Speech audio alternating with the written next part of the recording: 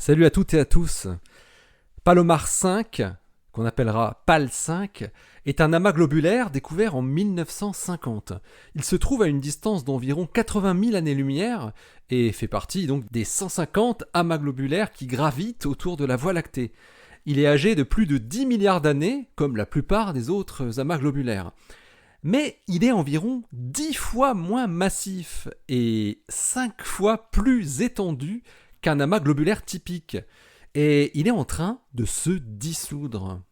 Aujourd'hui, des astronomes démontrent que PAL 5 doit contenir une très grande population de trous noirs, 3 fois plus élevée que ce qui était attendu. Ils publient leur étude dans Nature Astronomy.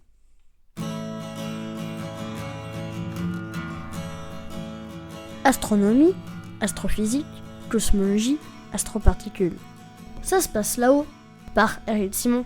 Mark Giles, de l'Université de Barcelone, et ses collaborateurs européens ont cherché à mieux comprendre cet amas globulaire atypique qui est en train de laisser derrière lui une grosse traînée d'étoiles.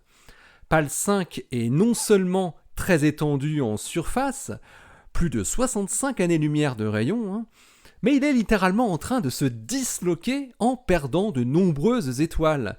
Une traînée d'étoiles qui s'étend sur plus de 20 degrés dans le ciel. Pour l'étudier, les chercheurs l'ont simulé, afin de pouvoir jouer sur différents paramètres pour voir comment ils pouvaient réussir à reproduire son histoire et sa situation actuelle. Les courants de marée sont des courants d'étoiles qui ont été éjectés d'amas d'étoiles ou de galaxies naines en rupture.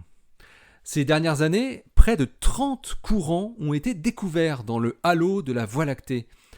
Alors on ne sait pas encore exactement comment se sont formés ces courants, mais l'idée dominante est qu'il s'agit de résidus d'amas d'étoiles perturbés, même si aucun des courants récemment découverts n'est aujourd'hui associé à un amas d'étoiles. Mais Palomar 5 est le seul cas pour lequel on peut clairement associer un amas globulaire et un courant de marée, ce qui en fait une sorte de pierre de Rosette pour comprendre la formation des courants et l'évolution des amas globulaires. C'était donc une cible de choix pour Giles et son équipe. Les chercheurs ont simulé les orbites et l'évolution de chaque étoile de l'amas depuis sa formation il y a 10 milliards d'années jusqu'à sa dissolution finale dans 1 milliard d'années. PAL 5 est relativement peu massif pour un amas globulaire, avec seulement 10 000 masses solaires.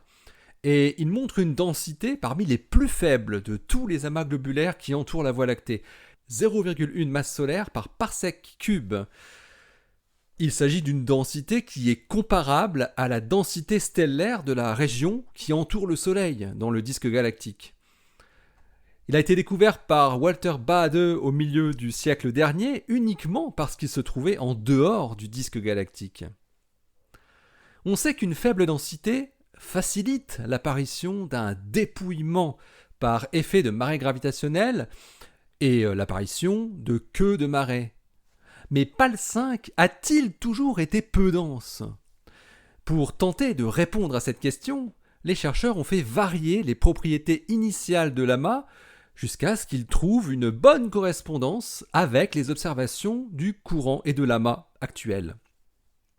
Giles et ses collaborateurs ont alors découvert que Palomar 5 a dû se former avec une fraction de trous noirs plus faible que la normale, mais que les étoiles se sont ensuite échappées de l'amas plus efficacement que les trous noirs, de sorte que la fraction de trous noirs a progressivement augmenté dans l'amas. Les simulations montrent que les trous noirs ont eu pour effet de faire gonfler dynamiquement l'amas lors d'interactions gravitationnelles multiples avec les étoiles, ce qui a ensuite entraîné l'échappement d'un plus grand nombre d'étoiles et donc la formation du courant de marée. Juste avant sa dissolution complète, qui est estimée dans environ 1 milliard d'années, l'amas sera entièrement constitué de trous noirs, d'après Giles et ses collaborateurs.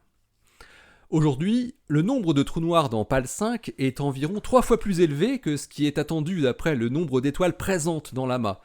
ce qui signifie que plus de 20% de la masse totale de l'amas est constituée de trous noirs.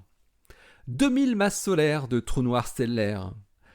Cette centaine de trous noirs auraient chacun une masse d'environ 20 masses solaires, et ils se seraient formés lors d'explosions de supernovas, à la fin de vie d'étoiles massives, lorsque l'amas était encore très jeune. Puis ils auraient grossi pendant 10 milliards d'années. Les simulations à N-core de Giles et son équipe montrent que les amas qui sont plus denses au départ maintiennent une fraction de trous noirs plus faible et gardent une taille plus petite et donc ne produisent pas de queue de marée d'étoiles. Ce travail est important parce qu'il ouvre des perspectives sur la formation et le devenir des amas globulaires. Il dit aussi que PAL 5 ne doit pas être unique en son genre. Il est très probable, selon les astrophysiciens, que de nombreux autres amas, gonflés dynamiquement et dominés par des trous noirs, se sont déjà désintégrés dans les marais de la Voie lactée pour former les minces courants stellaires qui ont été récemment découverts.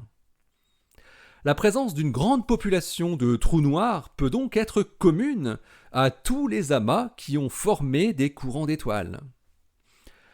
Cette étude a également des implications importantes pour la détection des ondes gravitationnelles. On pense en effet qu'une grande fraction des fusions de trous noirs binaires ont lieu dans des amas globulaires, où la densité stellaire est la plus grande. Mais une grande inconnue dans ce scénario est le nombre de trous noirs présents dans les amas, qu'il est très difficile de contraindre par l'observation, car ils ne sont évidemment pas visibles s'ils n'accrètent pas de matière. L'observation d'une dissolution d'un amas peut donc être un élément clé pour savoir approximativement la quantité de trous noirs qu'il recèle, et donc le taux de fusion de trous noirs qu'il pourrait produire. L'article de Mark Giles et ses collaborateurs est paru dans Nature Astronomy le 5 juillet 2021, avec pour titre « A Supramassive Population of Stellar Mass Black Holes in the Globular Cluster Palomar 5 ». Allez, d'ici la prochaine, portez-vous bien, restez bien les yeux vers le ciel et puis restez bien les pieds sur terre. Allez, salut.